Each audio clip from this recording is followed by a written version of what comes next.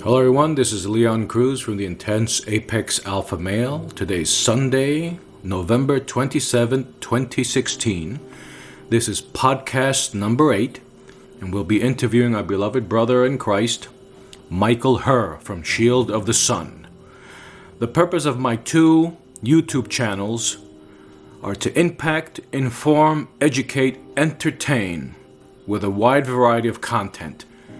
And I want to thank Michael Hur for being so generous with his time to come and talk to us. He is a walking encyclopedia of wisdom and knowledge, a true brother in Christ. Today we'll be talking, the topics we'll be covering today will begin with the JFK assassination. I've been doing a series of podcasts titled, Who Rules the World? And I put out a podcast number 7 with Dr. Stan Monteith talking about Operation Bluebird, which is also named MK Ultra. There are many different names for it, and Dr. Stan covers that. You could listen to that one.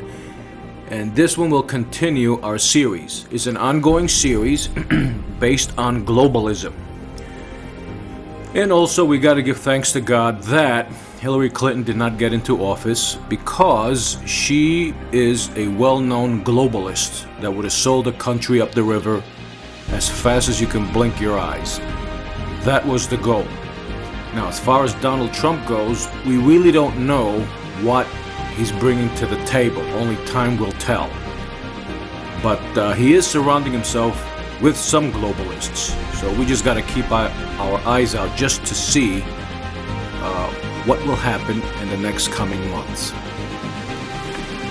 We experienced here in this country Brexit 2.0. People are spoken, and they kicked the she-demon out. So we should give thanks to God for that. So now we'll begin with Brother Hur.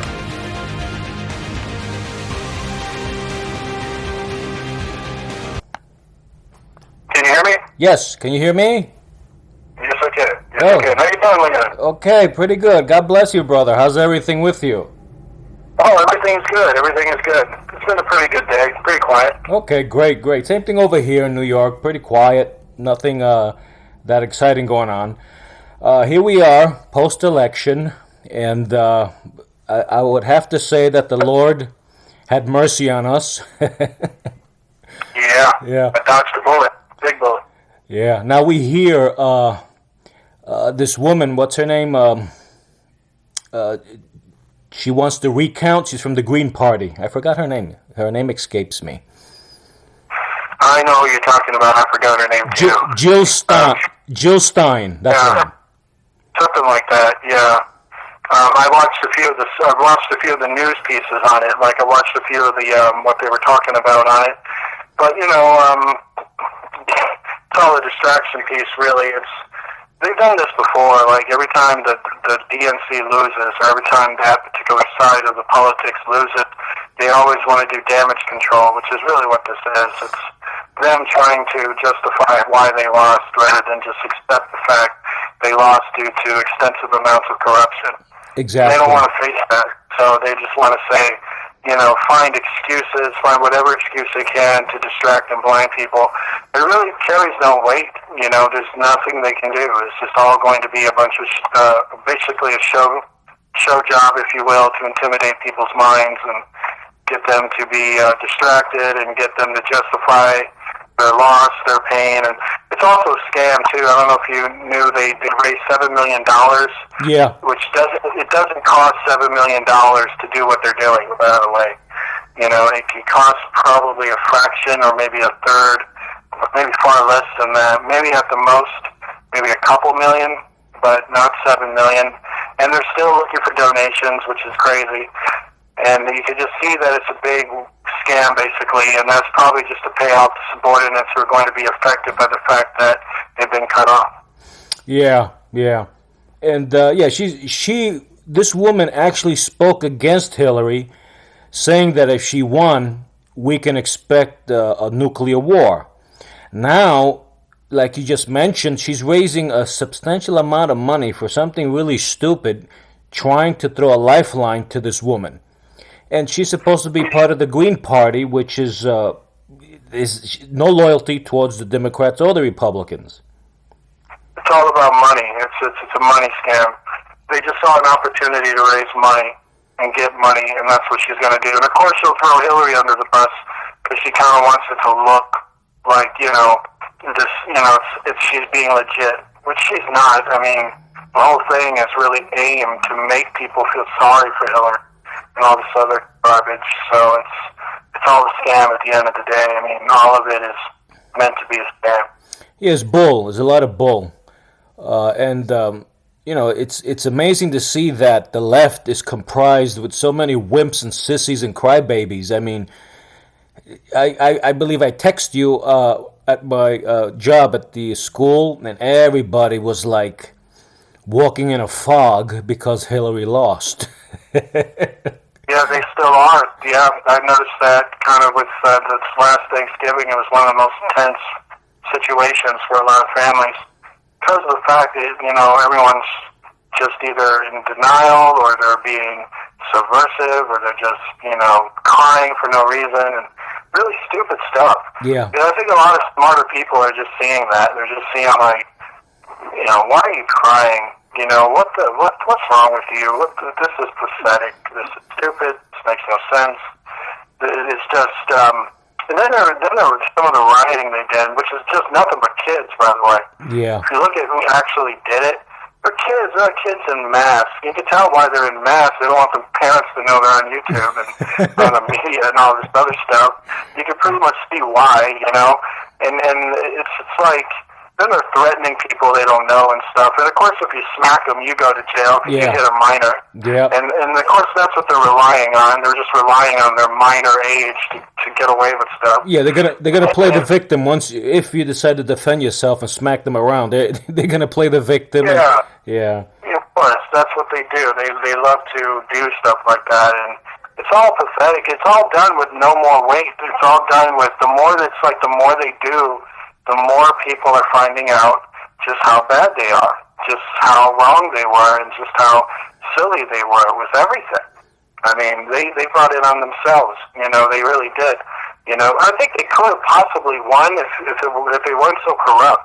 Yeah. They were just extremely, extremely corrupt. It was no breathing.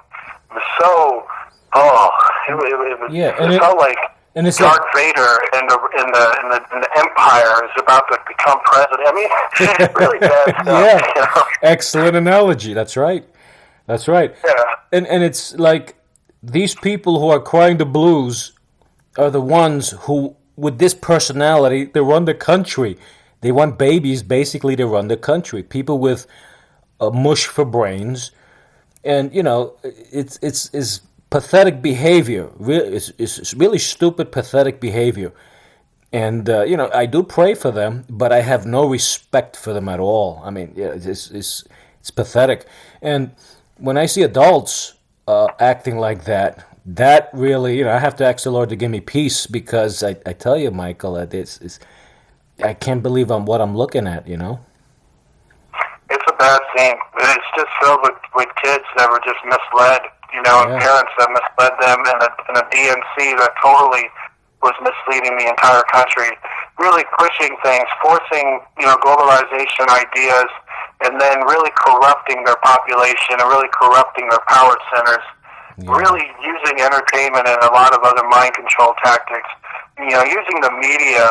This is one of the first times, I think, in history where people can finally see that the media is truly fake. Yes. That the media is truly lies, that the media truly is, completely biased toward anyone that's willing to pay them the type of money or give them the type of lifestyle they want. It's really all bought and paid for by, political groups and Zionist groups and globalist groups. You can, all these connections. People are made. They're filled with pedophilic, nasty people who get caught for things like Pizzagate, and email scandals, and oh man, they're just all of this came out. Yeah, all of this stuff all came of it. out. It's all coming out of the bag. I figured it would, because this guy's about to get out of office soon.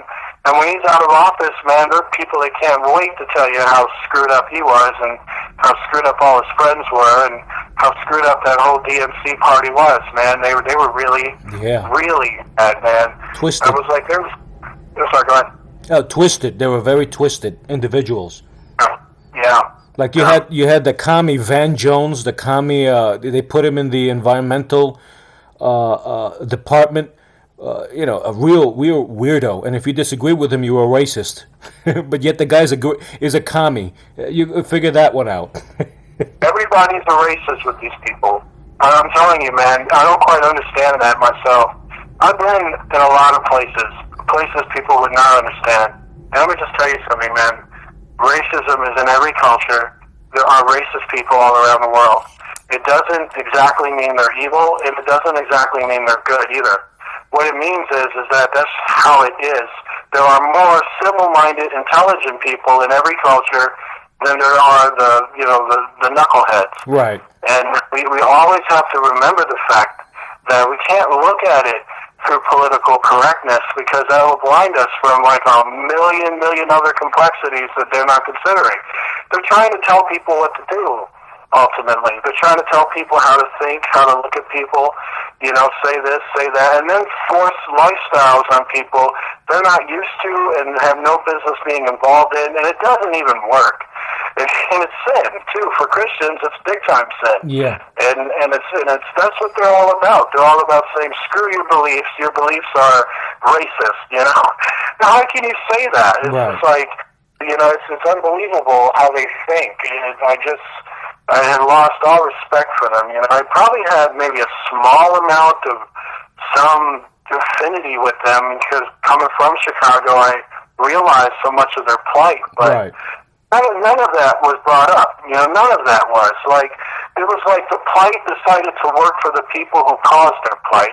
And then they went around burning crap down and complaining about things, wanting things from people they didn't know, trying to take things from people they didn't know, and people that never did anything to them and don't even live in their city.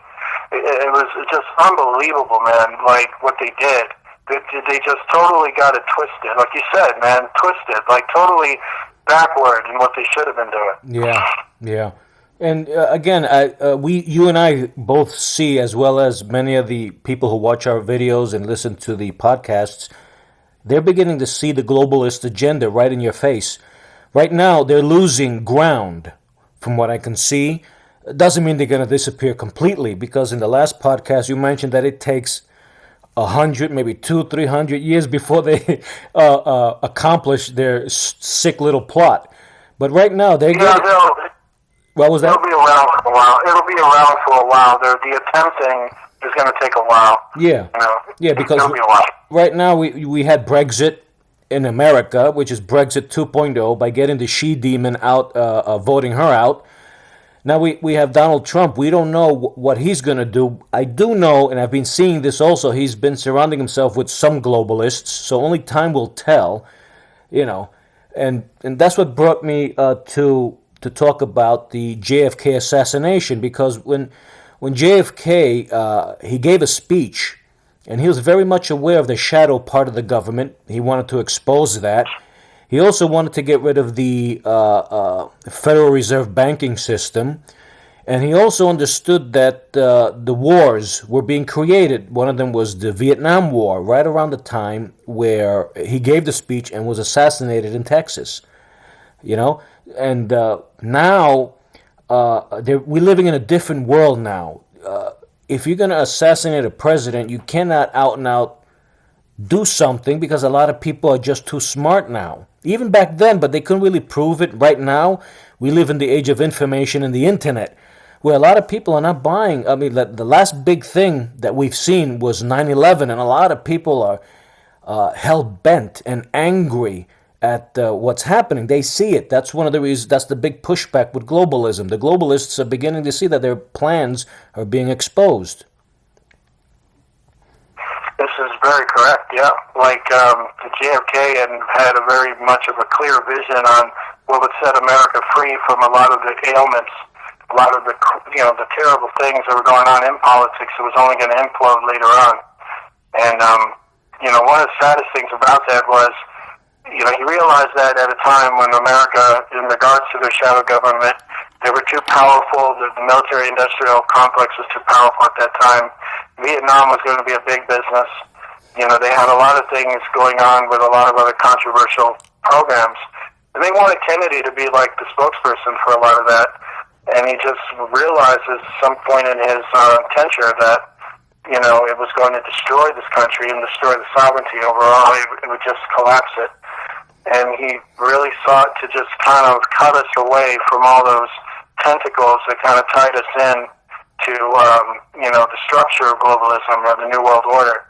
So that was, cut away the Federal Reserve, start exposing things about, the space program, start exposing things about, a lot of different things. He had his brother exposing unions and the mafia at that time, and all of that was really to expose them. It was really to expose what people know to be Illuminati or the banking families in the Council on Foreign Relations, because he was trying to cut it all off at the knees, because I think he was someone who saw it, and lived it, and he was someone who was part of it, but he just realizes, it was sick and it wasn't going to work. Even the Founding Fathers knew it when they were part of their little deals back then. They knew that stuff can't work for a sovereign nation, that America had to be different. Right. It had to stand on its own. Without all of that, it had to. It was important. And so these people were trying to just, end all that. So it killed him because he was your last real president, to tell you the truth. He was somebody acting as a real leader over the people, and he killed him for that. He felt that his decision was best for the people, while his assassins felt his decision would compromise their shadow authority. Yeah, and based on the commission that put the Warren Commission that put the events that went on, they blame Lee Harvey Oswald as the lone gunman. But looking at the events that took place, how can most they did a survey. 70% of the American population just don't buy that. But there are those who are on radio, and they still spew that. Like, you're supposed to sit there and believe that this little guy was a really good shot, and shot him in his car. That doesn't make any sense. And people are saying there were other shooters as well. He was just a patsy, like he said in the new. If you notice in one of the video clips, he said, "I'm a patsy." They set him up. Lee Harvey Oswald was somebody who was part of the American Communist Party, right, and was not much of really anything. He was a guy who was a pacifist. He did work some oddball jobs with the FBI, like most people in the American Communist Society did. They kind of ratted on a few of their own people just for extra money. He wasn't really anything other than a guy who would walk around handing flyers and stuff. And it was one of those instances, like wrong place, wrong time. And yeah, the reason why we have the term conspiracy theorist, that related to a court case that revealed evidence that the JFK assassination was done by our government. And when that evidence was presented with that group back then, what happened was that their evidence was too profound, and it led to even a commission on it, and as well as a public hearing on it. And because there was going to be a public hearing, the shadow government, with the control of the Zionist-controlled media, then decided to start running these pretty much these slander campaigns about the defense team who was presenting the evidence, called them conspiracy theorists, and even started calling the people who were writing books on their end of the investigation as well. It was really to stifle the progress of proving that the military-industrial complex within the espionage side of it was acting with impunity, and they were not acting within the best interest of America, especially to kill your own president. It's kind of telling you something about them. And so there was all of those controversial aspects that the evidence was just too clear that, Oswald, not only did he not do it, even the photograph that showed him with the rifle was proven to be photoshopped. That was proven by photo experts within the government. And some of them even came out, talking about how the evidence for the government side contradicted the reality of how the evidence presented the situation of how the scenario really would have went down. And it collaborated with the witnesses there who spotted other gunmen. They spotted a lot of things within the confusion, but things that were not brought up. And the last testimony was when the driver of Kennedy, he was a CIA agent, and his deathbed confession was that being the man who actually shot him. And you can actually see the action on the video. Yeah. It's just that people were not really aware of the thing called misdirection. Like when they're just misdirecting the story, they're not really paying attention to what's really going on right there in front of you. And for them to really not care about that footage was kind of just telling you that, his assassination was like it was really a black op. It was a black op mission. I'm sure there's files on it, but it won't be released probably forever. And it's something that they did because they really thought that this guy was going to ruin this country when his ideas actually were not about ruining the country. And there was other people that just did not want the vision that he was trying to bring forward. So it was a sad reality. But people have to always understand that the general consensus on the last statistical reading on it to ask Americans if they believe that JFK was really killed by Oswald was 76% in one and 82% in another. Basically, they did not believe Oswald killed Kennedy. Right. Yeah, it's it's been discussed. There's been many books written on that, and based on what we've been studying on what's going on in the world, that makes the most logical sense. It was basically the globalists, those involved in the shadow part of the government, that did away with him because, again, he was going to expose a lot of that stuff and do away with it, and they was working against the country's, interests. Yeah, Kennedy had Kennedy had a wide vision on what he wanted to do with changing things. Like, for instance, like making the executive order that he did to, seal off and cut off from the Federal Reserve. You see, he didn't make a proclamation. He made an executive order, right? Which is far different from just talking. He was committed to action to cut them completely off, and that really would have caused an alarm, really, all across the world. And the shadow side of it, the military side of it, being so involved in Vietnam and so involved in the black projects in Asia and then the mind control projects in the United States. And then with the space programs, it was too much. It was too much. They did not want to piss off the Zionists who were the money for all of these projects. Right. And that was one of the reasons why he exposes it among his peers when he did the secret society speech. He was really speaking to his own people.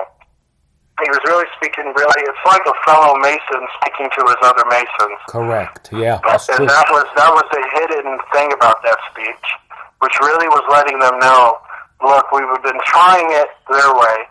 We can't do that anymore because these are the problems we're having. And they even had it in their lodge or within their understanding that they were much better off without, the tentacles, as they called it. He was trying to let these Masons know that he wasn't against them, but at the same time, he's not for the agenda that they're allying themselves to. And he knew that would, annihilate their power, their sovereignty, and it would disperse millions of people that they felt they had the destiny to rule. And this is how he really saw it. He saw the United States as being the representative of the Greek Empire, and it was about to be taken over by Babylonians. In that sense, he uses a speech that is encoded that they would understand as he's taking a stand against what he feels is the true threat to the true destiny of what he called the United States of America. Right. And you mentioned he was talking to his own. I heard somewhere, I don't know exactly where, but in a radio program, I heard that his family, many of the members of his family were involved with the Masons and all that, and many of his family members gave them the okay to have him assassinated, and they in return would pay them. And it was rumored that every so often a person would come in with a suitcase of money as payment towards handing them over Kennedy. Have you heard about anything like that, brother? Yep. A lot of that was revealed in a lot of books that pertain to that investigation, that there was a secret middleman that was showing up at Ted Kennedy's house, is where these drop-offs would take place. And with Ted Kennedy, there was that understanding, or the rumor was, because it still can't be really proven and connected, but the money situation and the drop-off situation, it kind of tells you a different whole story on that, and some of the inside info and some of the people who knew the Kennedys. It kind of circulates to this, that, the Kennedy family is one of the 13 families. They're very powerful, meaning they're like the akin of the Rothschilds. No. They're part of the same structure. John wanted to do something that went against what his family was about. And the family was really outvoted. From what I understand, they tried to save him, but they couldn't, because the other families would then work against them and then dismantle them from within. So John put his own family at risk, or how his family wanted to see that. And so they cut their ties with him. But in order to not offend or not leave an offense with the Kennedys, they thought that paying them this money, this extra money, and doing some of the extra favors they did for them would soften the blow of what they had to do to one of their own. And I don't know if that really worked with the Kennedys, but the Kennedys didn't really seem to lose much of a sweat over it, other than, I'm talking about like the nephews, uncles, things like that. I'm not talking about his son. His son was really devastated, and the people who loved John were very devastated, but other people who had a different feeling about John just wanted to forget about it. They wanted to just, not think about it no more, and that's what they did. Wow. And they did it to his brother also, Robert Kennedy. Because from what I understand, if he was elected, he was going to reopen everything again to investigate what really happened. So they had Sirhan Sirhan was the guy who assassinated him. And then when they asked him, "Do you know what you did?" he didn't know anything. So they had an MK Ultra mind control person take him out. What do you think that? That was also the same group of people getting rid of him? Yeah, because Bobby took up the cause of his brother right after John died. You see, John's death really changed Bobby. Bobby, was really for the agenda. He wanted to destroy the mob, but he was for the agenda. But when the agenda killed his brother, that was it. That was it. He could not serve it anymore. And Bobby really started getting in touch with his spiritual side. And then the next thing you know, he wanted to really change the left-wing party. His assassination was really over the fact he wanted to revamp the DNC. He really wanted to attack a lot of the union racist element within the DNC in order to start giving, African Americans, Latin Americans, and other groups that did have a stranglehold over, to break their power from them, because he realized that over time, if this situation continued, there'd be a generation of angry anarchist youth running wild in the country, and his words came to pass, because it did. And he was trying to stop it before it grew, and that was one of the things. And then his last trip before he died was straight to Chicago, straight to the heart of it, is where he was heading. And with the popularity and the momentum that he built, he would have really shattered that whole entire castle. He really, really ripped it wide open. So he was another guy that compromised the inner structure of the mafia by doing what he was doing, and running for the office he was running for, and by just doing that, and knowing the fact that if he got into the White House, he definitely was going to continue what his brother wanted done, because that was on his mind. So he was somebody, he reminded me a little bit of a movie I remember seeing. It was called Bill Bulworth, and it was with Warren Beatty. And in this film, Warren Beatty is a politician who's the most corrupt and sickest you can ever think of, but he has this depressional moment in his life where he snaps and suddenly he starts doing everything a politician is supposed to do, but he's driving all his constituents nuts. They're so crazy, they're so afraid, they're really panicking about what he's going to do, and then that drew ahead. The other thing, when Bobby was shot, when Bobby was on the ground, Bobby was holding a tie in his hand. And a lot of people don't know this understanding, and this is why we don't believe that the guy who was accused of killing Bobby was the actual guy. Because what happened was when Bobby was shot, he actually grabbed the guy who did shoot him, and he grabbed his tie. You can even see it in the picture. He's actually holding the tie of the man who did shoot him. And he's actually trying to tell that to the guys near him, and that's why they closed the entire area off. That's why the media was quickly, everybody was drawn out, and they closed all the doors, because that's what Bobby was trying to convey, that he was shot also by an agent, and he wasn't shot by that kid. Wow. Well, that's really, really amazing how, this corruption goes so high, And it's no different than what we've seen now. And it's basically the same thing. I hear people saying that, when Obama won the presidency, that they were going to assassinate him. The rumors. And I asked them, how do you conclude that? Why? Because he's black? Is that why you say that? They would say, yeah. I said, no. The only people that get assassinated in government are those that expose what's really happening. That's a fact. Now, if you go along, see, because Obama's a puppet for them. He has done everything they've wanted. Everything. And you have the Republicans also, who are a bunch of pansies. People voted for them to try to put a stop to what we are seeing happen, but they didn't do anything. Even the little fruitcake Paul Ryan rubber-stamped last December everything he wanted. So everything was going according to plan. You see, as long as everything goes according to plan, the globalists are going to leave you alone. You're working in cahoots with them. They're in your cabinet. They're the ones advising you. Now, the moment you go against them, that's when the assassinations begin. And if you look through history, Lincoln also, despite his imperfections, he was assassinated by the globalists. And as you go down the line, many presidents who were assassinated, there's quite a few, and it was done by globalists, specifically banking families. Yeah, there was Lincoln, there was James A. Garfield. Right. Garfield. Andrew Jackson. Andrew Jackson was an attempt. That was an attempted assassination. Because he was successful in his time frame. In his time frame, he actually got rid of them.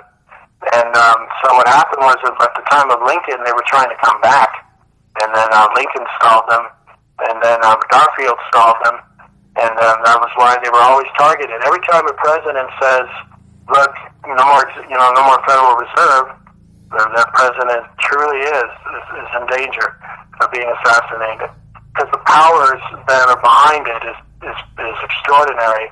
And the people that run it are very clever at killing people. Very clever at destroying people. They've been doing it for centuries, and they have a lot of experience at it. And that's why they do it. Well, now, but you know what I think, Michael? I think right now where we're at today, 2016, with everything that's out there, all the information we know, I don't think it'll be that smooth for them to pull something off like that again. What do you think? They can, but it all depends on if God will allow it. I think what we're seeing is that God is strongly protecting a lot of people, and God is more about protecting his interests, particularly because more people are finding faith. More people are starting to wake up to faith, and that enacts for God, and that's something God does. It's biblical. So God is protecting a lot of people. these people, I'm sure, will be going on trying to start wars or are starting wars, and will go on with assassinating people and things of this sort. But, I really realize that a lot of the things they want to do often gets foiled. You know what they remind me of? They remind me of, like, Cobra Commander. I know it's a pretty weird analogy, but if you kind of understand it, the Cobras in the cartoon series, they were always smarter than the Joes. They always were. You mean G.I. Joe? The G.I. Joe part. Right. In every episode, I never understood why they lose. Then they always lose by something foils for them. Something just out of the box just goes wrong for them, and then the Joes manage to win. They never really win by their smarts. They always win by something. An opportunity opens up. Some mistake on their enemy's part opens up, and then bam, the good guys come in, and then they can start tearing house. And then that's what often I reflect on with the Illuminati, is that they're like the same way. Like, they would have a world empire right now if they could, but they don't, because they screw things up because of how evil they are. Right. Or they kind of shoot themselves in the foot, or God just says, I'm just going to ruin your plans and ruin your day and set you back for another 20 years. Well, it's like the way he did it in the Tower of Babel. Nimrod, perfect name. When you want to call a dumb person dumb, you use the word Nimrod. What a Nimrod! Because the guy wanted a global world and wanted to go against his creator. I mean, what kind of knucklehead would do that? And God said no. He put a stop to that. And we see, you and I are both seeing it more modern times as well. We saw it in Brexit, and also I believe we saw it here as well in this country. People are fed up, and it's like you said, people are finding faith.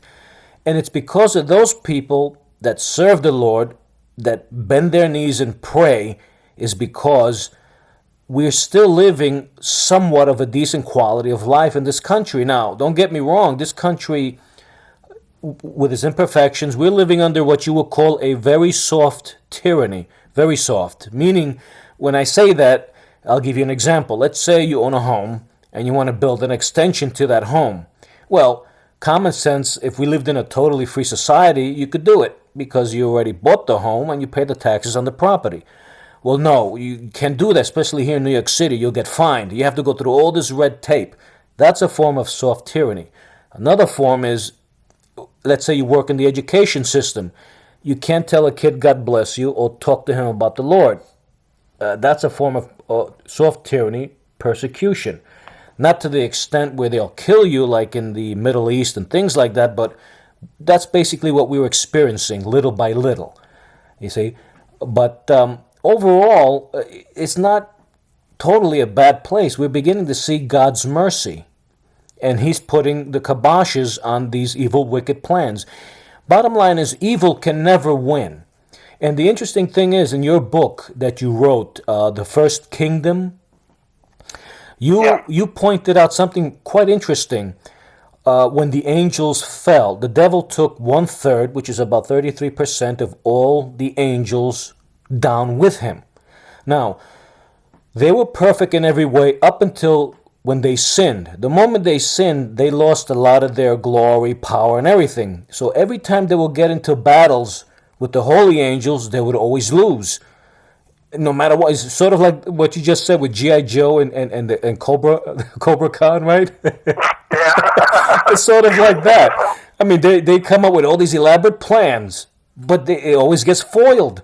One person asked me, if the devil is so powerful, why hasn't he take over the world? I said, because he could do that, but he won't for several reasons. One, he has to face the wrath of God, and he's a punk. He's scared. He doesn't want that, you see? So what he does is he injects his poison little by little in societies, like we have socialist societies, communist societies, and we have groups of people who are, like we just mentioned, the 13 families. We have gangs. We have people. Even your neighbor, for example, could be a kook that the devil will inject his hatred into.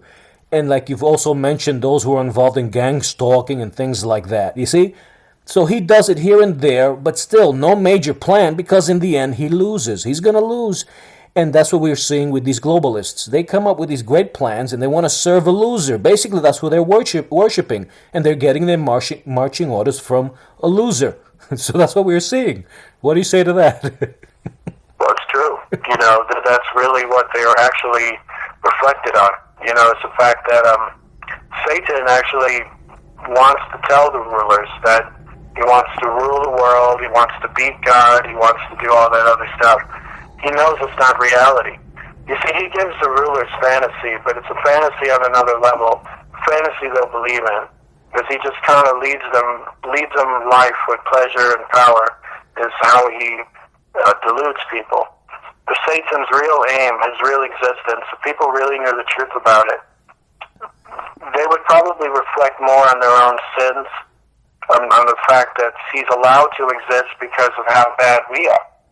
There's something about us and our trials and our decisions and our walk, our path in life is the reason why Satan is here as well. The reason why he's part of it, why he's part of the equation for now, And if people kind of understood that part more, they would not listen to anything he says. Of course, yeah. He would have no power over. He would have no power. He would have no power over mankind at all. You notice that. Right. Again, you also made mention in your book that technically God created mankind to be in relation with Him, and the holy angels were, even though they're more powerful than us, were created to serve us. That's what got Satan upset. You see, because he looks at himself more powerful. In other words, who are we that he has to serve us? We should be serving him. That's what perverted his mentality. Mankind could completely chuck him aside and just seek the God, but they don't want to do that. Unfortunately, they get into these occultish religions that open portals, and people develop these relationships with these entities like the Bible depicts. And this is the reason why up to this day we're having, all these problems. But again, God is merciful. God is there. You see? And that's that's what I've been seeing, and you've made it very clear in your writings. I mean, the book, I've read it about twice already, and I'm going to create a curriculum based on your book to give to the kids in Bible study, because that book basically puts the pieces of the puzzle together when you begin to understand how God put everything together, the creations and everything, and what happened, Yeah, it has bearing on trying to give people maybe a way of seeing how it took place. And the reason why that book is so potent is because it's really based on a lot of biblical facts, and it's really based on even other books that we were able to translate properly. And really just give them the face of what happened. The thing with history, when you write history, if someone's going to write about the Greek War, which they didn't see, the only thing they can really do is base it on the times and what they do know and trace it all back. And that's really what I did with First Kingdom was I really wanted to not base it on my perspective. I wanted to base it on a biblical perspective and what this would have been like. And the thing about it, there's a lot of things I would love to have put in there, but I couldn't because of the restrictions of pages I had, in terms of making and, creating it and putting it in a way in a text that would be teachable, even teachable to people and entertaining at the same time.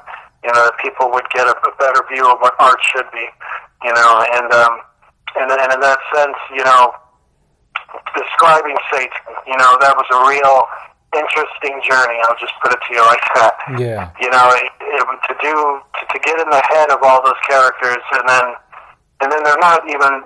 The thing with the characters is that they were real people, so it was really creepy at the same time. But I'm just getting inside their heads, just kind of talking about, writing about them in a way that if you're looking at things through their eyes at one point or another, and so that you can understand where they're coming from, and so with Satan's case, he really made this choice to, when he rebelled and all his dreams came to nothing, he really knew his only existence then would be to challenge us. He exists because of us. Right. You're right about it. Mm-hmm. We're actually the reason he's still here. We're the reason he can still live. Without us, he knows he has nothing. It would all be truly over. And so he kind of sees it as one of those people that wants to die, but he can't die because he's got to deal with us, so he hates our guts.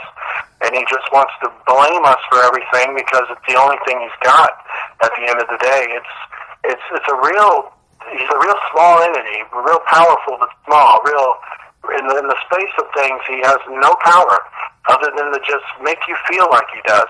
And he does it really with the intent to know that humankind has this innate ability to betray themselves and betray God, and we're all being tested, which is why he's still here. Yeah, that's pretty much it. And the funny thing is that the moment Adam and Eve sinned, he goes to God and he says, he tells him, look, you see, they disobeyed you. Now, he wanted the same reaction and sentence that was doled out to him, to Adam and Eve, but God pulled the switcheroo on him, and he gives us grace. Yeah, it was to really show the fact that there could have been a possibility Satan knew he was going to do that.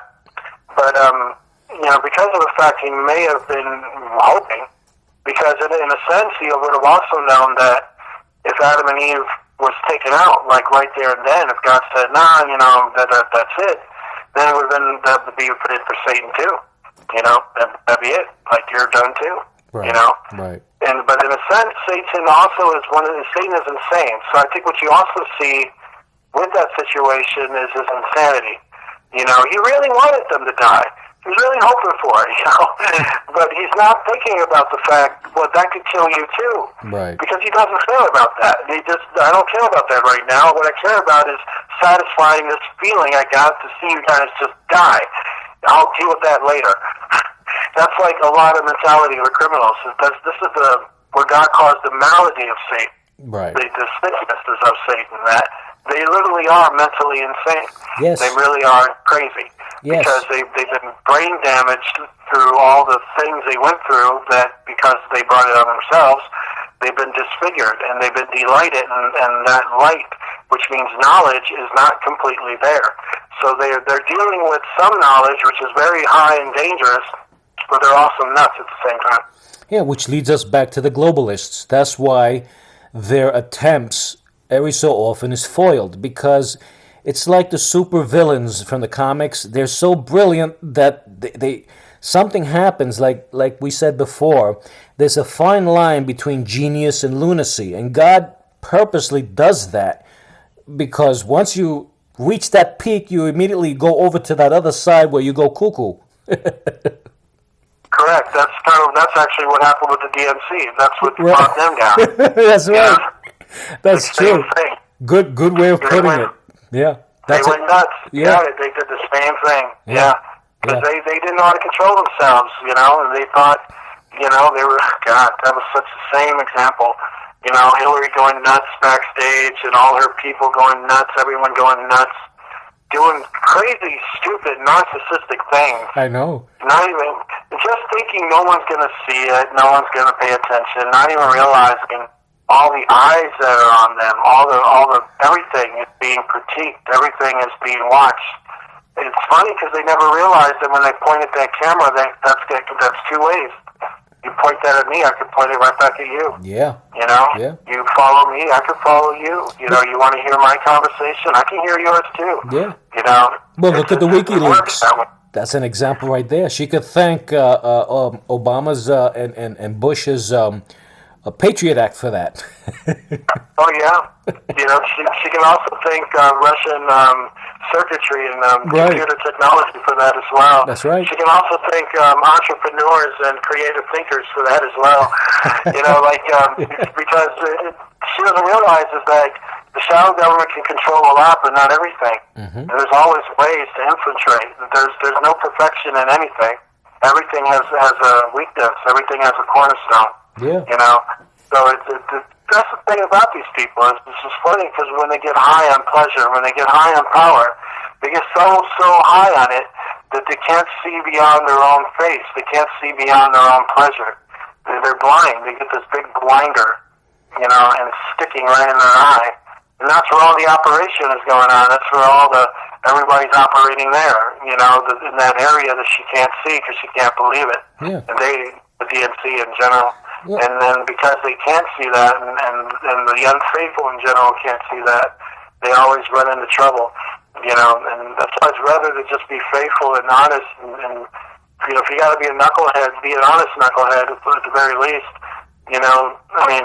That's something they don't know anything about.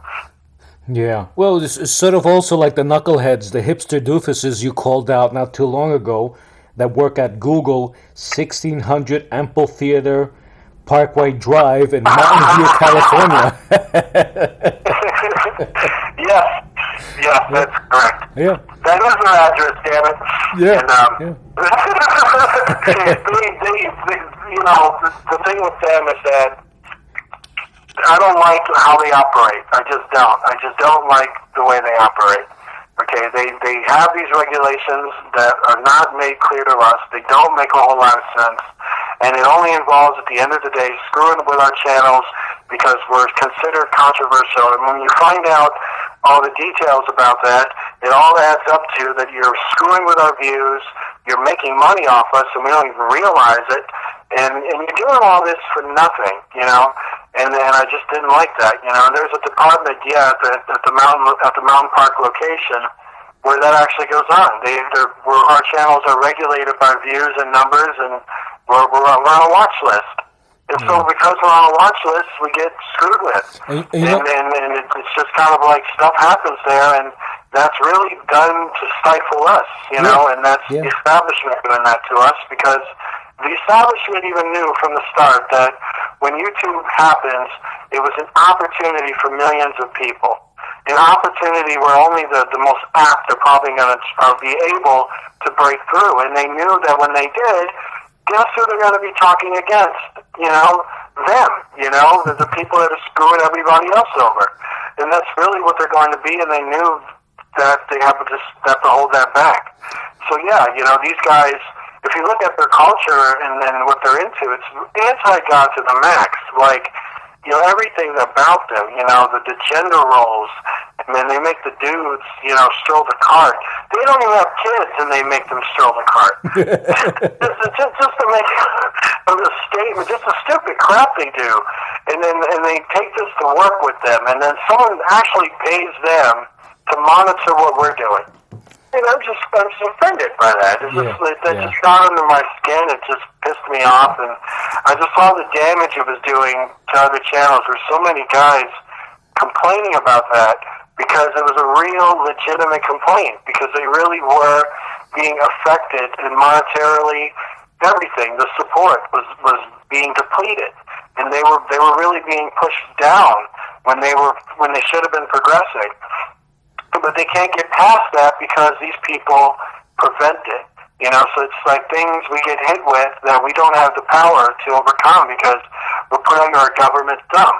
And I'm just sick of that crap, and these guys, these hipsters who talk about, we're anti-establishment, we don't like government, they only do that because it's the same thing as saying Batman's cool, they want to be cool, and radical and different, but they don't know anything about what that really means. Exactly. Because if they did, they wouldn't do that in the first place. Right. But they don't know what that means. All they know is that some dude who's older than them, who works for the government, but is basically telling them he works for Google, is telling them what to do, and he's getting paid by a guy who's a Muslim, and the Muslims are running the whole freaking thing because his money is involved in it, his department and the political agenda of his side is involved with it, basically his company. So it's all, that's why they don't talk bad about Muslims, because those particular groups get paid a lot by Muslims, So they get more money from Muslims than they do from Christians, so that's why they don't want to even listen to us, because we won't pay them. And so this is unbelievable, man. It's unbelievable what they do. Well, you know what it is, Michael? If like we just discussed, if they start to bite off more than they can chew, this is where opportunity presents itself. You create an alternate to YouTube. That's already starting to happen. And then YouTube will most likely go the way of MySpace when Facebook took over. It's eventually going to. I can already see that happening. That all of us are going to end up leaving YouTube. It's just going to happen eventually. And when that does, it's probably what's going to be. YouTube will just turn into that, which would be quite sad, to see it turn into that. But who's to blame? Who's to blame if that happens? I mean, YouTube, Google, actually, the government, think tank, pretty much. People who want to sit down and ruin the good stuff that they do have would be the ones to blame for that. Yeah, exactly. And that's the problem when you have these people that are full of themselves, They keep pushing and pushing and thinking that you're just going to sit there and keep eating it and eating it. It doesn't work like that. Some people have testicular fortitude, and it's not going to put up with none of that, No, because they're being ripped off. That's kind of how I reflected some of it, that I didn't just, I felt I was being taken advantage of. Of course. And I felt I was being treated like a joke, because they're going to sit there and treat this like a joke. And when I look at who gets the right to decide that, it's somebody that hasn't really lived. Yeah, exactly. And I'm just going, you gotta be kidding me. This is not right. And then they're all hiding away, and you can't get to them, and they're all far, far away, and all that other stuff. And it's like, what the hell is this crap? Like, you can't even get a phone number with these people, and when you do, it's weird crap still keeps happening. Yeah. So like that, it's like a big joke. Why do I got this phone number for if you ain't gonna do nothing about it? It's just like, what am I talking to you for? What do you like, the counselor to keep me at bay? Everything's fine. Don't worry about it. You're just. Everything's, grab some coffee. Go to Starbucks. Right. Yeah. Crazy. It is. It's pathetic. And again, it's like we both discussed. Yeah. It's like, it's unbelievable to me. I don't cotton to that. Yeah. I don't understand that. I just look at that like, you got to be kidding me. Sorry if I'm a little depressed. I'm a little sick right now. But it's just unbelievable how they think. Yeah. Their thinking process amazes me. So then they say they're intelligent, which really makes me laugh. Because this is sort of like, really, you are? Prove it to me. Yeah. Show me your intelligence, No. This isn't intelligent. It's not intelligent to figure out how to use the grid and go, let me take 2,000 views and put it over here. See how smart I am? No, you're a jerk. And it's like, don't let me find you. God be with me. Seriously. I know. You would have put the reverse guillotine sleeper hold on some of them because they're nerds. Yeah, I know. I'm going to be real sinful with you in a second. All right? You're like, it would be like that.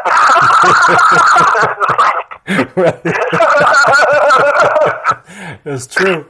That's true, Michael. It gets on your nerves. Yeah, when I saw the video you were saying that, I know you were really peeved. You were really upset. Yeah.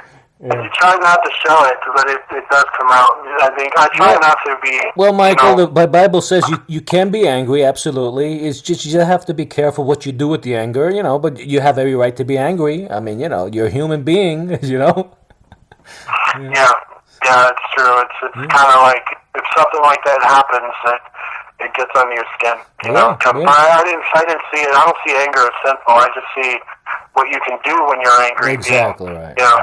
That could turn into a sin, where like being angry is not a sin, but being when you do violence or want to contemplate some other mischievous thing, like tie their feet together and drag them across the car. Yeah, right. Like, Yeah. That could be considered a sin. So yeah. I just kind of just look at it as, they really need to understand that, they're making people angry. They don't want angry at them, and it could be like, it doesn't even have to be like this. That's one thing I kind of reflect on is like, it doesn't even have to be like this. It really doesn't. Really doesn't. It does not. It could right. be so much better than that. But that's the card they want to play. So then there's cards we play, and that's just how it goes. Yeah, I got angry at one of my colleagues because he said, "Don't say God bless you," and I looked at him and said, "Who raised you? Wolves, lizards? What's wrong with saying God bless you? It's a nice thing." Exactly. I mean, come on. Grow up. The guy he's about 50 some odd years old. I said, you're not a kid, you're a man. You're an adult, or supposedly a man, but you're an adult. Right. Some guys don't understand that. They get all defensive. I don't know if that's their wife conditioning them. I don't know what the hell that is sometimes. Like, I don't quite understand that sometimes. I kind of look at that. I just call them sissies, Michael. To me, that's sissy behavior. So I want to call it that, but I really can't. I try because I'm a minister, because I can't. I know. But I do understand where you're coming from. Right. Because you do want them to kind of, man up at times. Because even there are times when you, as a minister, you're telling people, look, pain comes with life. Growing out of it, understanding, you can't be all about emotional crap all the time. You really can't. You can't. Right. There are times where the other side has to come out, and you got to realize, enough's enough. That's that. But people don't understand that. It's like, we need to be more understanding. No, what you're saying is that we need to put up with more crap. Yeah. This is that. Well, that's how you kind of see how I am with certain people. Like, not all the time, but sometimes. Where it's like, if they tell me we need to be more understanding about crap, then you have to tell them no. Okay, you just want to deal with more crap. That's all it is. Right. When your kid comes home doing stupid crap, and you're saying be more understanding, what you're saying is put up with this crap. That's what you're saying. Yeah. And that's what they don't understand. When a wife comes home and is dictating to you how things go, and you realize how it should go, what you're saying is you're going to put up with your wife's crap, even if it makes you feel like crap. You don't care. Yeah. That to me is not man. That to me is what you do with a boy when you tell him how things will go. Yeah. Because he's just a boy right now. Yeah. And so we got men being treated like boys by other women and by a society that's trying to tell them what to be. Yeah. That to me is like, no, I don't think so. I love and respect my wife. I always have great, affinity with people. I love people. But, I'm not someone that's going to put up with people's crap. I'm not someone that's going to sit back and go, oh, yeah, that's fine. I'll just be more understanding about you touching children and shit like that. Excuse my language. But that's when that just can't be the reality. Correct. It's just not my reality. Of course. Yeah. Right. Exactly. So, brother, before I let you go, let's talk one more about LBJ. My question to you is this. Do you think LBJ was in cahoots with the Kennedy assassination? I think the whole administration, with the whole DNC, knew about it. LBJ knew about it like everyone else did, but he could not do anything about it. Because if he would have, intervened on that, I mean, that would have been his career. His career would have been over. He would have been through. But I don't have a whole lot of love for LBJ because it's sort of like he really was a globalist himself. Yeah, and that I know. He was really, he just continued on what Kennedy was unwilling to do. He was willing to just do the job. And so he just sat back and put his hands up with it and just didn't care. And there's even suspicion that Jackie knew about it too. And she just didn't care either. Yeah. And that there was just a decision that was made that went beyond all of them. So they're all just players on the chessboard. Yeah. It was the people who control the board that decided to kill him. So they're going to just take their positions and let it fly because they can't do anything about it. Because if they try to jump in front of that bullet, the bullet's going to get them and eventually get him. They really wanted him like no tomorrow because it was like an emergency to kill him. And then that's how much they panicked with that. So they knew how serious it was. And there's no way any politician that was around John would not have known. So when you say, did LBJ know? Yeah, even J. Edgar Hoover, he knew too. Mm-hmm. They all knew. Yeah. Because it was they were all too close to the shadow parameters at the time. You got to keep in mind, 60s politics was just coming out of the 50s. And the 50s is when this was all established. with military-industrial shadow, with the military-industrial complex going shadow. That was really formulated in the 50s. So what we got in the 60s is them in control. And so they're young, they're like not very experienced, and so what you got are going to be a lot of crazy crap they got involved in. And so you got killing a president, killing a religious leader, killing other leaders, killing famous rock stars, killing people in Vietnam, POW situation, the drug situation. I mean, every decision they were making was some crazy stuff because they didn't have their stuff together. And then by the time they watered all that down, and we get into Reagan, they felt they were more structured, or at least structured enough to have a world government.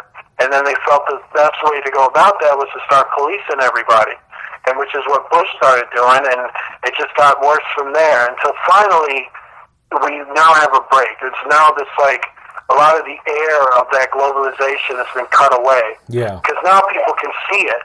See, before they couldn't see it. Like if you go in the 80s and be like, a lot of these policies can lead us to globalization. What's that? Right, exactly. When we talked about the first Persian Gulf War, and we said we don't have the right to be policing people across the world because that'll cause our government to be too close to the UN. And then once again, people go, I don't know, what are you talking about? Yeah. They didn't know. You know, it was like hitting a dead wall. And so they were just flying on their coattails until finally someone realized, this is a bad thing, and they started learning more about it. Yeah. So the awakening is a good thing to see. I think that's what kind of we're in the midst of. We're in the midst of awakening. Yeah, it's even the word globalism wasn't thrown around. It's only been basically described more recently now. But like about 5-10 years ago, nobody knew what that was. Unless you were a Christian, you basically understood that was the thing that was needed to bring in the Antichrist. Or if you were someone who watched Left Behind, Right. That's kind of what they used to do with that term. I remember how the globalization was, some Christians believe in, like, the revelation stuff, and that's kind of how they looked at it back then. Until now they're going, it's real. Yeah. Maybe I need to go back to church. And it's kind of a cool thing because I noticed that a lot of us are getting a lot more attention now. Like a lot of people are wanting to learn more about Christianity, which is a wonderful thing to see. And, that was a cool thing that resulted from that. Well, it's like with the WikiLeaks, with the spirit cooking. I was watching this report with these 3 people who are non-Christian. I think one of them was. And one of the guy who wanted nothing to do with God, he said, well, I got to start reading my Bible again and seeking God now because these people are into things that don't make any sense. Spirit cooking, demons. I mean, yeah, that's right. The funny thing is that these atheists, they say, well, I don't believe in none of that. Okay, fine, you don't believe, but they do. And they have a plan for you. So you better start believing. Yeah, I mean, it's probably very important that they do because the spirit cooking thing, I believe that was exposed so that people do understand that satanic occults really do exist in political groups. Of course. This is the part they don't really believe until now. Like now it's like, now there it is in front of you. Yeah. And so even now they're kind of like, I don't know, I don't want to look at it, but, you can't deny it anymore. So it's like it's coming out more and more. That all the stuff that we deal with the inner sanctum of politicians it's all occult based. It's all pagan based. These are people that believe in various gods. This is how they look at it, and these are people that believe in their venerated rituals and their ceremonies and their traditions. This is what they're all about, And some people can handle that in a way that would be proper and respectful toward another person's belief, or some people can just be completely sick like the DNC. Yeah. Well, brother, I want to thank you for another great interview here. We're going to do it again because this is a series I've put together, and it coincides with what you're teaching as well, along with the words of Christ. I notice you're doing... you did the Illuminati cards, and you also went into the video games and everything. So With all of this, we're beginning to see that the shadow government and the globalists do have their tentacles in basically everything. They have it in sport, entertainment, toys, video games, schools, and YouTube, and everything. So we have to talk. Yeah. What was that? Yeah, you're right. That's one of the reasons why I wanted to do those videos, because I felt those things were saying a lot more than people understand. Yeah, yeah. And the interesting thing is, you're exposed, like the garbage pail kids. I used to collect those when I was a kid, and I was looking through some of them. I found them in a box, so, some of them that I had. So I was looking at them now, and I said, "Wow, that's fascinating." And it's true what you're saying. They have their tentacles in everything, everything, and and it does have an effect on you. I mean, believe it or not, when I was a kid, these things now. I've been learning about these things for the past, I would say 15 years, but my mother always raised me up believing in God, and I understood good and evil. So these things really didn't have much of an impact on me subconsciously, but they do on a lot of people, and it's amazing. Yeah, it is. Yeah. And also, brother, I mailed you out a package. The DVD, you keep that. I want you to watch it so we can discuss that on Dinesh D'Souza's Hillary's America. And I want to get your insights on that. You can keep the DVDs for your resource library. I know we all need those to do our research. And definitely. Well, thank you for that. Thank you. I really appreciate that. Okay, brother. And there'll be many other things as I go along that you and I basically have the same interests in a lot of important things like that. And I like to talk to you and pick your brain to get your input on a lot of things because it's all biblically based as well. I mean, you cannot discuss these things without including the Lord, because we basically see what a fallen world we do live in. Amen. Indeed. Okay, brother, so God bless you, and you have a great night, and I'll talk to you again soon. You too. God bless you too, Brother Leon. I'll see you next week. Okay, bye-bye. The very word secrecy is repugnant in a free and open society, and we are, as a people, inherently and historically opposed to secret societies, to secret oaths, and to secret proceedings. We decided long ago that the dangers of excessive and unwarranted concealment of pertinent facts far outweighed the dangers which are cited to justify it. Even today, there is little value in opposing the threat of a closed society by imitating its arbitrary restrictions. Even today, there is little value in ensuring the survival of our nation if our traditions do not survive with it.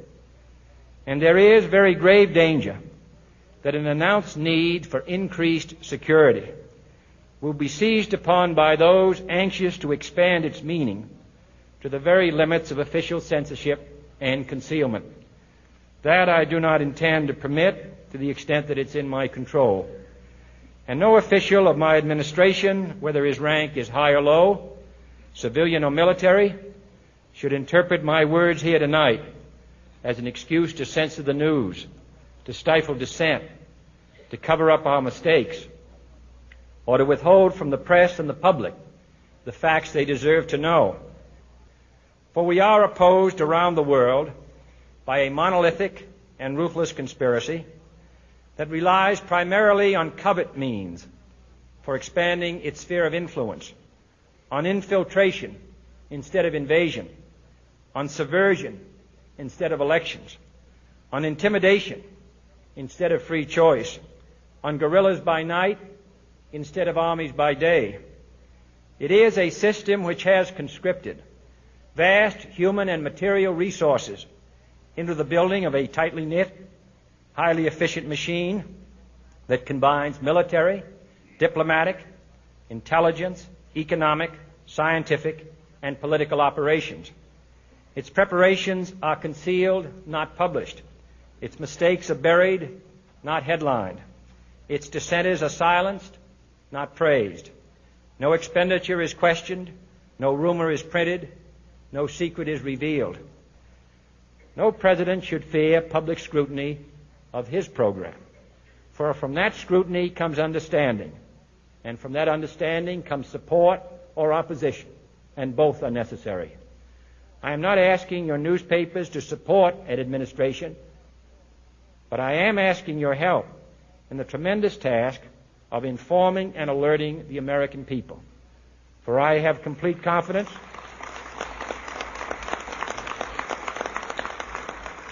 in the response and dedication of our citizens whenever they are fully informed. I not only could not stifle controversy among your readers, I welcome it.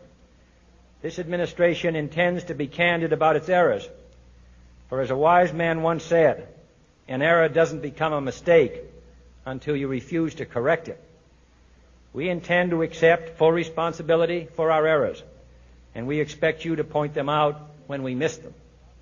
Without debate, without criticism, no administration and no country can succeed, and no republic can survive. That is why the Athenian lawmaker Solon decreed it a crime for any citizen to shrink from controversy.